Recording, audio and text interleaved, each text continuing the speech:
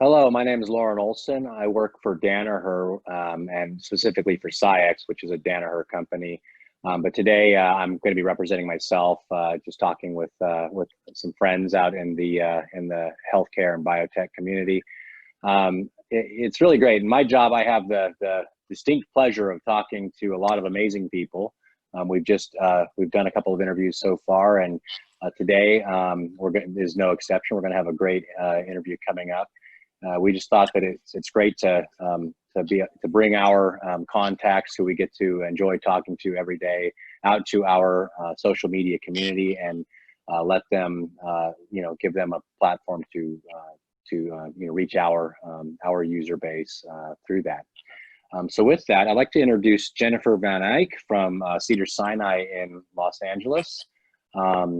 She runs a precision medicine group out of Cedars, and she's going to be telling us a little bit about her current venture, which is the Precision Biomarker Lab, which is an offshoot of the main Cedars efforts. And as well, because of the times we are in, the fact that we're all socially distanced, we thought it'd be great if she could also highlight a little bit about what Cedars is doing around COVID research. So with that, Jenny, why don't you go ahead and maybe give yourself a quick introduction of the Van Eyck Group, and also maybe a little bit of the history about how you came from Baltimore and Hopkins and eventually came out to meet us on the West Coast, which has now been, I think, over 6 years, right? So it has been over 6 years. I don't know how time can go so quickly, but it does. So first of all, thank you for the invitation. This is really fun, and I look forward to chatting with you, Loren.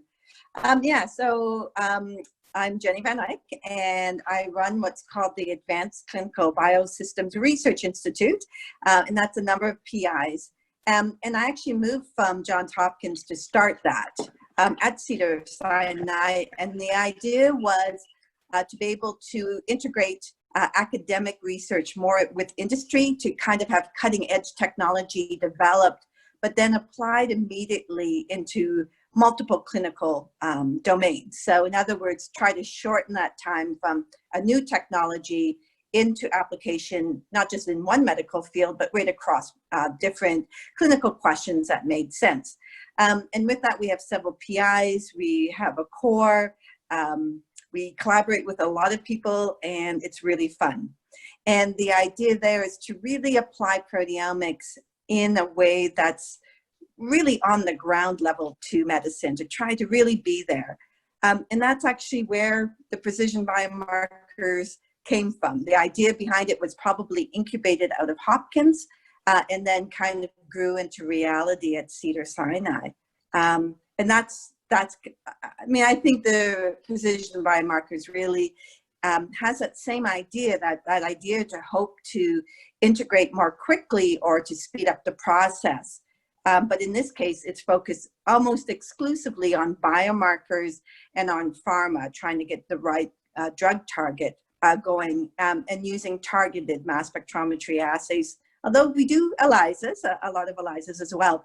And there what we're trying to do is to move from a discovery of biomarkers very quickly to reduce that time to when you get clinical implementation and into actually either an FDA approved assay or into an LDT for launch. And we're trying to move that from like an 8 to 10 year window down to something like a 3 to 4 year window. So really moving that through. So PBL's 3 labs. And we can talk about why there's 3 labs and not just one to do that venture. And part of that's to do with finances, but also the kind of the breadth of expertise that's required to do that, really time efficiency. That's very interesting.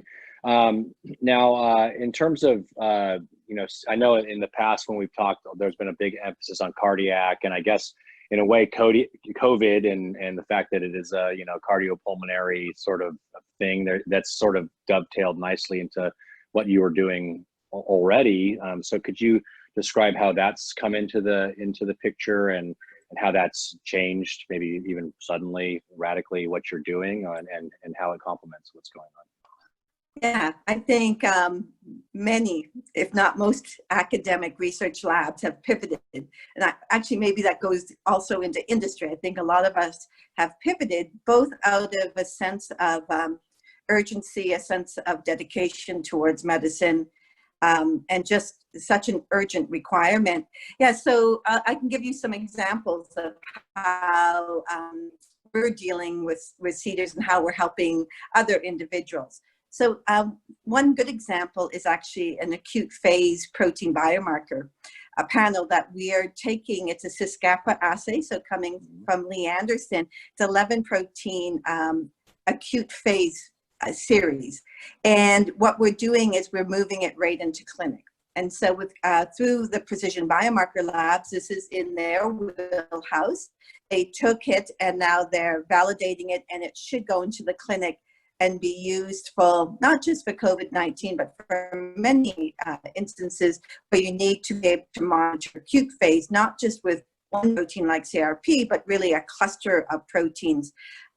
Where we're going to first position it is essentially with frontline healthcare workers. So individuals where you need to make a policy or decision about staying at work, returning to work, because there's a missing phase there between when your anti-COVID-19 IgM starts to show up and a need to be able to take a measurement daily in order to find out whether or not you're healthy. And we're hoping that this acute phase will be responsive enough that we would know if an individual's not feeling well enough to be able to make a policy. Now, that's the dream. We're far from that expectation because there's a lot of implications to that work.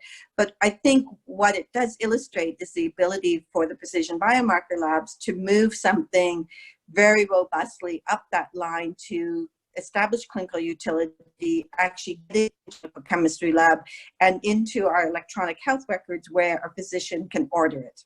And so I think that's just a great, and that's under Corey Bryston's leadership. To be able to do it. But of course, the acute phase proteins is not specific for COVID-19. It's an acute phase response to many different things can cause that to be elevated.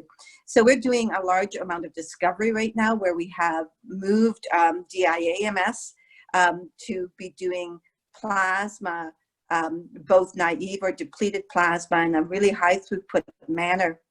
We essentially had to redevelop our whole pipeline due to concerns around the biohazard of COVID-19.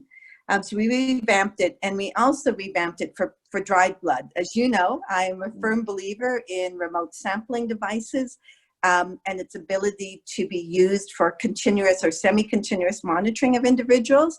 And so in a collaboration with Susan Chen and Mo Jane out of San Diego, and we're actually launching and have launched a large number of studies, including, again, frontline workers. In the nurses study with Margot Manisian, there we've given nurses who are working with the COVID-19 patients, they're taking weekly their microbiome samples, they're taking McMetra devices, we're using TASO for serological conversion assays, and really doing full-blown analysis over time. And the hopes there is to be able to understand vulnerability of the first line workers and help in making some decision. We also have the healthcare staff, which everyone at Cedars, any staff could get a blood sample done for seroconversion, but at the same time donate a blood sample for research. We had over 8,000 participants, and there we're going to be reaching out to those who had COVID, just as we will with those that had COVID coming through our ICU, and hopefully following them and following their loved ones longitudinally over time. I think, as you mentioned, the COVID-19 is more than just a lung disease. Everyone, and certainly reports are coming out that there's increased stroke, increased atherosclerosis, many indications that there's going to be long-term effects of COVID-19. And we think remote sampling devices being deployed will help us be able to follow and again identify identify those vulnerable individuals intervention prior to really bad organ damage. We'll see. I think this is all a work in progress, and a huge collaboration at Cedars, many different labs involved, patients who are being treated with anti-inflammatory drugs currently because that's their standard of care, like in IBD, following how they're affected by COVID-19. Are they protected? Are they not protected? Those with cancer and undergoing treatment, how are they being affected by COVID-19? That's what Cedars can do well. We're a huge hospital system with lots of patients, and unfortunately, COVID-19 is not going away in California yet. Yeah, the numbers in Los Angeles are starting to get, I mean, the doubling time is kind of crept up to about 30 days, which it was hovering around 14 or less even for a long time. And Santa Clara was doing really well. We were at, like, I think maybe 90 days for a while there. And now I think with things opening up, we've actually kind of normalized. We're all at about 30 days across the state, it seems. And so I hope that, you know, people take it seriously and you know, try to protect each other. You know, this is the critical time for us to try to turn this around. I think, Jenny, you know, you actually really covered a lot of our questionnaire very nicely there. So maybe I'll just sort of, I mean, really, I think that you knocked out like 2/3 of it right there. Maybe if we, just for people who are interested in your you know, your trials as a big PI there, and a lot of people looking to you for answers, what are some of the challenges that you faced in you know, when this thing ramped up, and when, as you guys had to, you know, obviously be agile?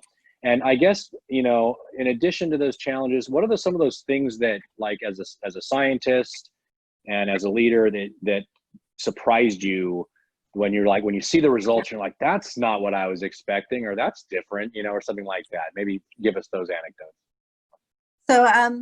So what I'll say is, I think the challenge with COVID-19, I think there's, as a researcher, I think has been multifold. Is, I think the challenge to keep your personnel and your staff and the scientists safe is the hardest. You know, when it was really bad, walking to work was a problem, right? Getting to work was a problem.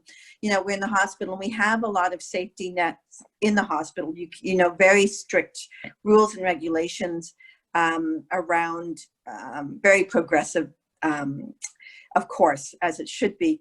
And so the challenge is, how do you manage that from a research portfolio, not just in our lab, but across all the labs, right? Across, and how do you do that? So, but yet still get research done on COVID-19, especially if you believe that some labs across the world are going to really have those breakthroughs, right? I mean, I'm not saying my lab's going to have the breakthrough, but I believe science will have the breakthroughs that we need, and it's a collective movement across the world. So how do you do that in a safe, responsible way, and to pull together individuals? And I will tell you that I am so proud of the people in my lab, the scientists, the support staff.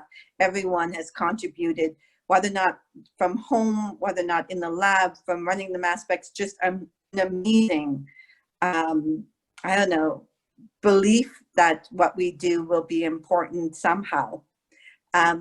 And that was, you know, we have people who commute from across the country, and they're all participating, even though, of course, they can't be physically here. So I think this was the challenge, is how do you keep that up, and how do you keep spirits up, and how do you manage those kind of personal contacts so that everyone knows that they're still connected to the world. And so I think our group did really well. I think many people got together. We had a few multi-PI lab meetings where we had other labs come in and talk about what they're doing, and make a microcosm of science. And I think all of that helped. And so I think those were some of the challenges. I think the other challenge was the need to be very rapid in the development of the cohorts. How quickly we developed the the underground, the foundation to be collecting large different types of cohort was a huge amount of work and terribly remarkable, pulling in people like Susan Chan and Margot and Peggy Miles, just so many people came together to help support. We pulled together, that's a royal we, not just me, many people involved, to be able to open it up so that the staff at Cedars could get a blood drawn for serologic conversion and donate samples to the cohort. That was put together in 2 weeks. And just the whole system coming together to support that and ensure that that was done in a level it has to be. So really quite remarkable. So I think the challenge has been the response time required, the flexibility of work status and how you're going to work, and underlying that, the absolute need for finding solutions and finding solutions for COVID-19, right? I think none of us have not been affected by it somehow, or worried about people, worried, worrisome time. Yeah. Excellent. I guess in terms of building muscle in the organization, I mean, clearly this is a lot of changes. I mean, that's, I think one thing that we're seeing is, we're now realizing this is going to be the new normal. This may not turn off in July like we thought it would. In fact, we know it won't. That's a few days away. In fact, that most people are bracing for the rest of the year to be much like it has been, and maybe in a kind of a phased but a moderate degree of return to normal, and maybe not really normal for another year or something, who knows. But in that, clearly you guys have built some muscle around this and are looking to the future. I mean, how do you think we're going to, as a species, I guess, or society, species, et cetera, how are we going to deal with this next time? I mean, this is the third coronavirus. And we're, in talking to people, it's like there was pretty good containment, but this might be a very unique virus in some respects that, just the right circumstances, it got loose and it's here. But this is the third risky coronavirus and it seems like it's on like a 10-year interval. So, what are we going to do to keep from when we're at 2030 and there's SARS-3 or something like that? How are we going to be better then? Yeah, so I think to me, it comes from understanding that you can't build muscle around something if there's nothing there to begin with. I think the reason so many labs and so many companies have been able to pivot so quickly to COVID-19 and really make incredible movement on what we know, even though we know so little still, just compared to where we were at the beginning of the year, for example, just unbelievable amount of science and gone in. And I think that's because we have infrastructure already, meaning we have a lot of understanding around science in place.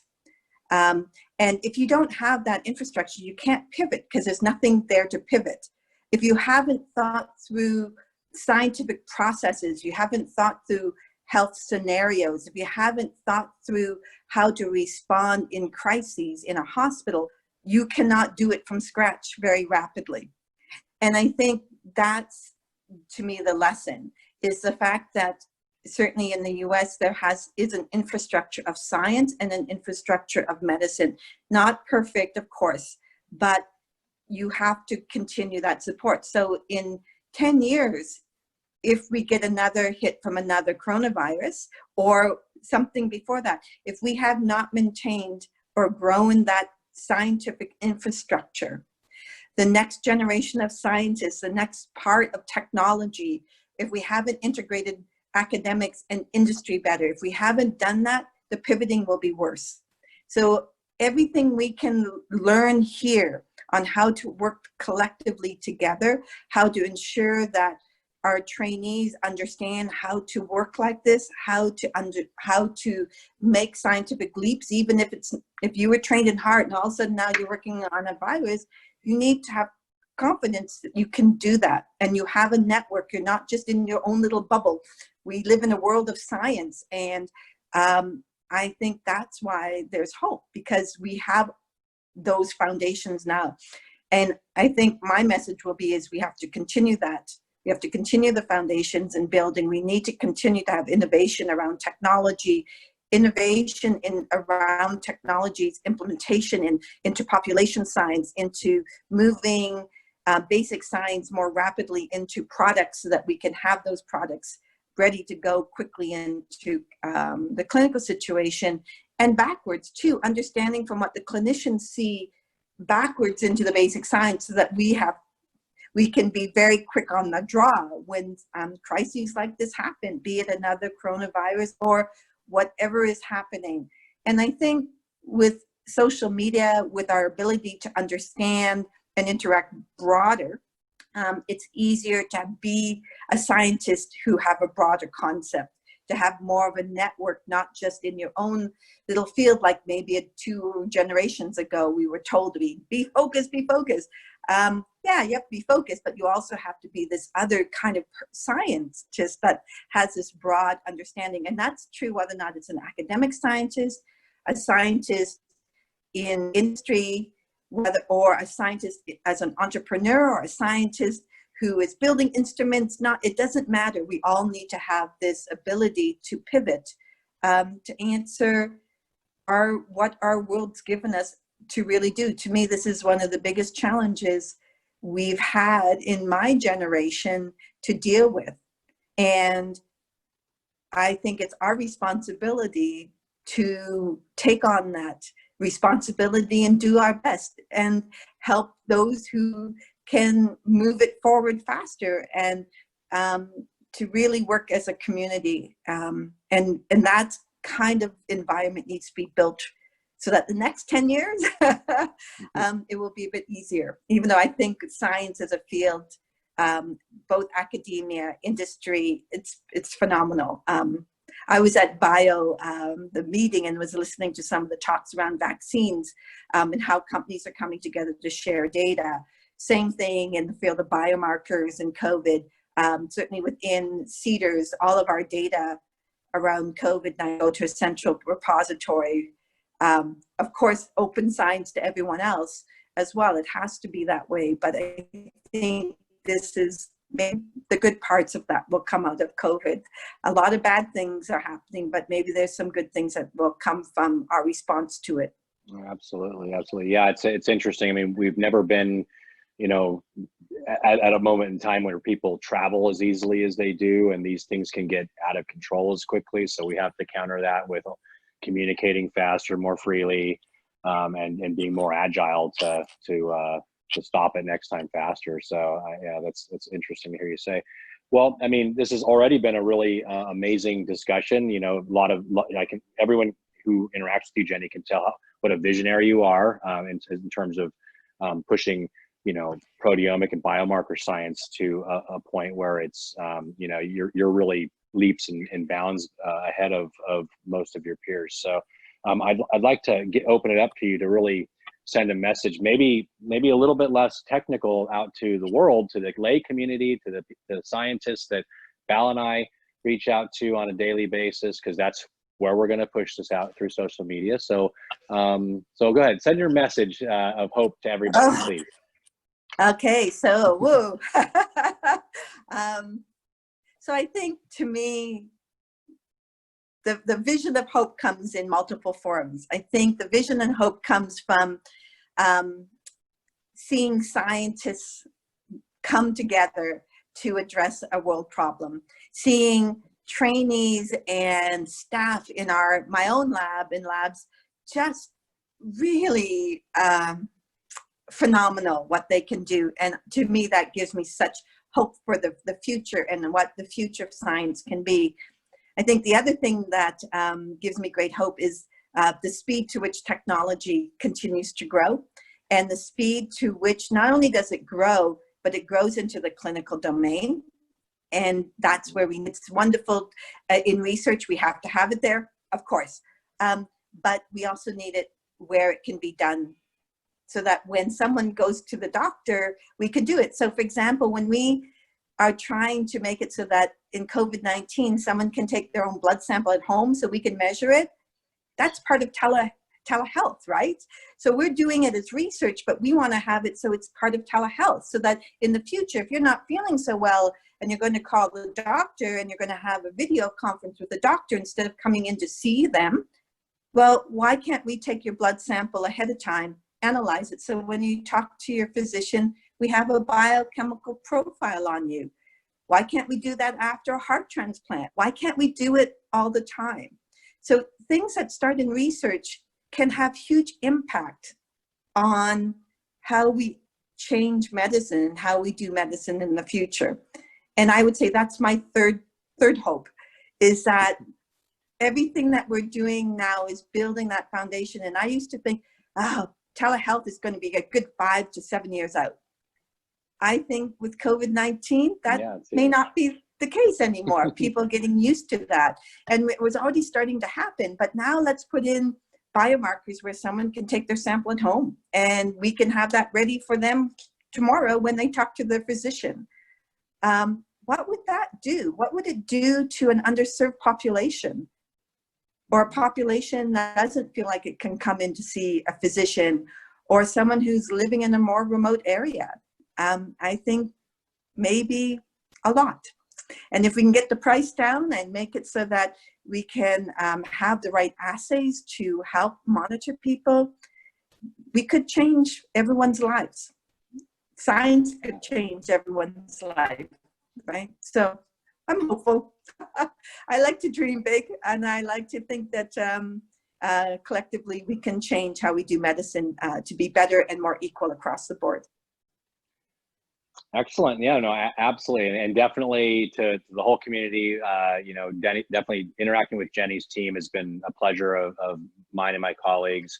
Definitely wonderful people, you know, all the way from the people in the lab working on the mass specs all the way on up to Jenny. So a really super group of people, super solid, you know, science going on there. So, Jenny, I just like to say thank you. I hope that we can see each other sometime this year. You know, I hope there's always so. that hope, you know. So, but until then, thank you, and I'd like to thank everyone out there in the world. And please stay safe, be kind to each other, and looking forward to the next interview. So, stay safe and be kind. Take care. Bye bye. Bye bye.